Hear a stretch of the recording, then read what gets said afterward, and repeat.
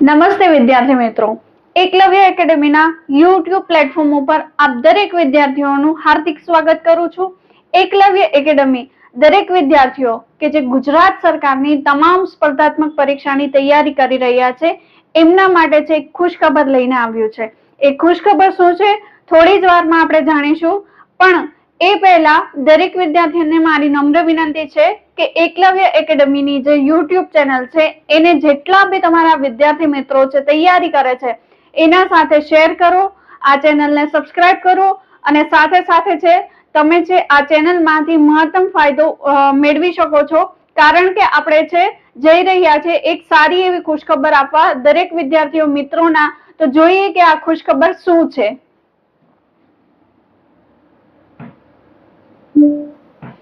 જી હા, આ ખુશખબર છે કે ગુજરાતનો સાંસ્કૃતિક વારસો સંપૂર્ણ રીતે ફ્રી.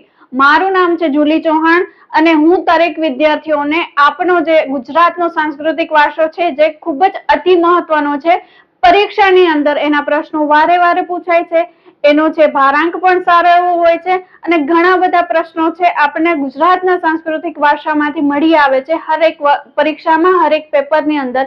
તો એ જે છે સંપૂર્ણ સાંસ્કૃતિક વારસો ફ્રી ઓફ કોસ્ટ આપીએ છીએ કે જે વિદ્યાર્થી મિત્રો ક્લાસીસમાં જોડાઈ શકતા નથી, જે વિદ્યાર્થી મિત્રો કોર્સ પરચેસ નથી કરી શકતા, તો એવા વિદ્યાર્થી મિત્રો કે યુટ્યુબના માધ્યમથી એકલવ્ય એકેડેમી તરફથી એમને છે સંપૂર્ણ ગુજરાતનો સાંસ્કૃતિક વારસો ફ્રી ઓફ કોસ્ટ આપવામાં આવી રહ્યો છે.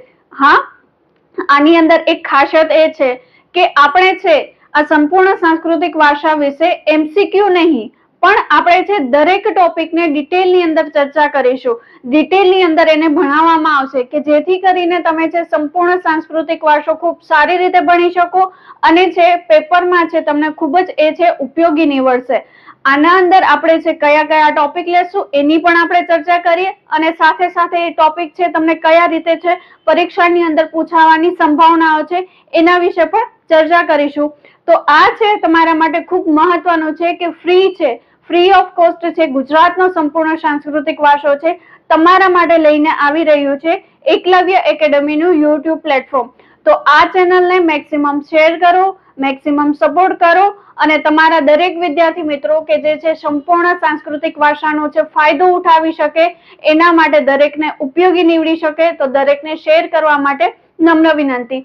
જોઈએ કે આપણું છે આયોજન શું રહેશે, કે આની અંદર આપણે છે કયા કયા ટોપિકની ચર્ચા કરીશું.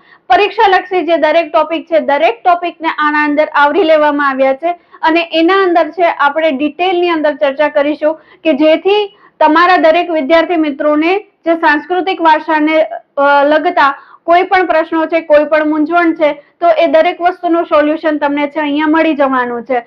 જોઈએ આપણે આગળ કે શું આપણું આયોજન છે. આ આયોજનની ચર્ચા કરવા માટે હું તમને કહીશ કે ગુજરાતની સાંસ્કૃતિક વારસો છે એના અંદર છે દરેક ટોપિકને આપણે આવરી લીધેલા છે કે જે પરીક્ષાની અંદર ખૂબ જ મહત્વના છે. તો એ ટોપિકની અંદર એ સબ્જેક્ટની અંદર કયા કયા ટોપિકની છે આપણે ચર્ચા કરીશું એને વિગતવાર જોઈએ. પહેલું છે ગુજરાતની સંસ્કૃતિનો પરિચય. હા, ગુજરાતની સંસ્કૃતિ સમજતા પહેલા આપણે એનો પરિચય લેવો પડે કે કેવી રીતે છે ગુજરાતની સંસ્કૃતિ છે અસ્તિત્વમાં આવી, કેવી રીતે છે ગુજરાતની સંસ્કૃતિ ઉદ્ભવી. તો એના વિશે વિગતવાર ચર્ચા કરીશું. ત્યાર પછી આપણે જોઈશું કે ગુજરાતના મુખ્ય સમુદાયો. હા, પરીક્ષાની અંદર જે એના પ્રશ્ન પૂછાય છે સમુદાયો વિશે કે સમુદાયોનો રીત રિવાજો, એના પહેરવેશો, એની બોલીઓ, એની ખાણીપીણી, એની કળાઓ, દરેક વસ્તુઓ વિશે જે છે આપણે છે મુખ્ય સમુદાયોની અંદર આવરી લેશું અને એની ડિટેલમાં ચર્ચા કરીશું. પછી છે ગુજરાતની હસ્તકલા.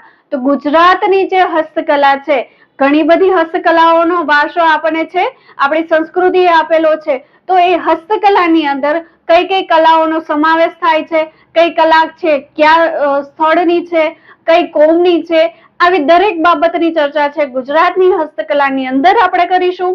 ત્યાર પછી છે ગુજરાતના શિલ્પ અને સ્થાપત્ય. ગુજરાતના શિલ્પ અને સ્થાપત્યની અંદર જેટલા છે આપણા ઇતિહાસની અંદર જેટલા રાજાઓએ શિલ્પ અને સ્થાપત્ય બનાવડાવેલા છે, જેટલા બાંધકામો કરવામાં આવ્યા છે, જે શિલ્પ અને સ્થાપત્ય કાર્ય થયેલું છે તો ક્યાં આવેલું છે, કોના દ્વારા બંધાયેલું છે, અને પરીક્ષા લક્ષી એના અંદર જે પણ મહત્વનું છે દરેક વસ્તુની આપણે છે આ ટોપિકની અંદર ચર્ચા કરીશું. ત્યારબાદ રહેશે આપણા ગુજરાતના ગુફા અને સ્થાપત્યો, કે હા, ગુજરાતની અંદર જેટલી ગુફાઓ આવેલી છે, મહત્વની દરેક ગુફાઓને છે આની અંદર આવરી લેશું. એના જે મહત્વના સ્થાપત્ય છે એને પણ આવરી લેશું. સાથે સાથે કિલ્લાઓ અને દરેક વસ્તુઓનું છે આપણે એનું વિગતવાર ચર્ચા કરીશું. ત્યારબાદ આપણે આપણી સિરીઝમાં આગળ વધીએ તો આપણે શું જોઈશું? ગુજરાતની ચિત્રકલા. પરીક્ષાના લક્ષી ખૂબ જ મહત્વનો પ્રશ્ન છે કે કોઈ પણ પેપર ઉઠાવીને જોઈ લો તો એના અંદર તમને છે ગુજરાતની ચિત્રકલા વિશે ક્યાંક ને ક્યાંક કોઈ પણ પ્રશ્ન જોવા મળશે. તો એ ખૂબ જ અગત્યની છે. એને સંપૂર્ણ છે ગુજરાતની ચિત્રકલા વિશે ભણીશું, એના વિશે ડિટેલ ચર્ચા કરીશું કે જેથી કરીને તમારો હરેક માર્ક છે એને તમે કવર અપ કરી શકો. ત્યારબાદ છે ગુજરાતની સંગીત કલા. તો જેટલા આપણા સંગીતના સાધનો છે, ક્યાંની સંગીત કલા છે, એના વિશે વિગતવારે ચર્ચા કરીશું. પછી આપણે જોઈશું ગુજરાતના લોકનૃત્ય. તો જે ગુજરાતના લોકનૃત્ય છે, ઘણા બધા લોકનૃત્ય છે, તો આના વિશે પરીક્ષાની અંદર વારે વારે પ્રશ્ન પૂછાય છે. લોકનૃત્ય કોનું છે, કઈ કોમ દ્વારા કરવામાં આવે છે, કઈ જગ્યાનું છે, આ દરેક વસ્તુની ચર્ચા છે આપણે આના અંદર કરીશું. ત્યાર પછી છે ગુજરાતના લોકમેળા. ગુજરાતના લોકમેળા, બરાબર. તો ઘણા બધા છે ગુજરાતની અંદર છે લોકમેળાઓ છે, એનું આયોજન થાય છે, પણ એના અંદર ઘણા બધા એવા મહત્વના લોકમેળાઓ પણ છે કે જે ઘણા બધા ધાર્મિક સ્થળે પણ ભરાય છે, ઘણી બધી માન્યતાઓ પણ એના સાથે રહેલી છે. તો એ દરેક લોકમેળાની છે આના અંદર આપણે ચર્ચા કરીશું કે કઈ જગ્યાએ છે મેળાઓ ભરવામાં આવે છે, ત્યાંની કઈ વસ્તુની વિશેષતા છે, કયા સમયે ભરવામાં આવે છે, તો એની પણ વિગતવાર ચર્ચા આપણે આના અંદર જોઈશું. પછી છે ગુજરાતની પાડિયા સંસ્કૃતિ. હાજી, કે જે આપણા ઇતિહાસની અંદર જેટલા શૂરવીરો થયા છે, બરાબર, જેને જેને પોતાના છે બલિદાનો આપ્યા છે, એ દરેકના પાડિયાઓ છે, ખાંભી છે, દરેક વસ્તુ છે એની વિગતવારે ચર્ચા કરીશું. ત્યાર પછી છે ગુજરાતની આદિવાસી સંસ્કૃતિનો પરિચય. જી હા, આપણી જે છે ગુજરાતમાં તો એક આદિવાસી સમુદાય છે, એ પણ પોતાનું એક મહત્વનું અસ્તિત્વ ધરાવે છે, પોતાની આગવી ઓળખ ધરાવે છે. અને આના અંદર પણ ગુજરાત સરકાર વારે વારે ક્લાસ 3 થી લઈને જીપીએસસી ક્લાસ 1-2 સુધીમાં બહુ પ્રશ્ન છે પૂછે છે. તો એની પણ આપણે છે આદિવાસી સંસ્કૃતિનો પરિચય લેશું, એના વિશે વિગતવાર ચર્ચા કરીશું. ત્યારબાદ આપણે જોઈશું કે જે છે ગુજરાતના આદિવાસી નૃત્યો. જેમ છે આપણા ગુજરાતના લોકનૃત્ય છે, એવી જ રીતે આદિવાસી સમુદાયના પણ પોતાના છે લોકનૃત્ય છે, અલગ પોતાની આગવી ઓળખ ધરાવે છે. તો આદિવાસીના જે છે નૃત્યો પણ આપણે જોઈશું. પછી છે આદિવાસીના મેળાઓ. ગુજરાતના જે આદિવાસી સમુદાય છે તો એના પર્ટિક્યુલર છે પોતાના છે મેળાઓ ભરવામાં આવે છે, અને એ મેળાઓ વિશે પણ પરીક્ષાની અંદર હરેક પેપરની અંદર પ્રશ્ન આપણને જોવા જ મળે છે. તો એની પણ આપણે વિગતવારે ચર્ચા કરીશું.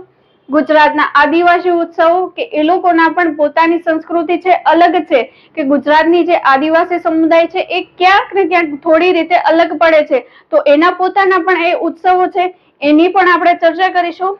ત્યારબાદ ગુજરાતના સંગ્રહાલયો અને મ્યુઝિયમો, કે હા, જે ગુજરાતના સંગ્રહાલયો અને મ્યુઝિયમો આવેલા છે તો કઈ જગ્યાએ આવેલા છે, શું એની વિશેષતા છે, આ દરેક ટોપિકની છે આપણે આ સંપૂર્ણપણે વિગતવાર ચર્ચા કરીશું. અને યુટ્યુબ ઉપર ફ્રી ઓફ કોસ્ટ છે આપણો સંપૂર્ણ ગુજરાતનો સાંસ્કૃતિક વારસો સંપૂર્ણપણે ફ્રી ઓફ કોસ્ટ રહેવાનો છે.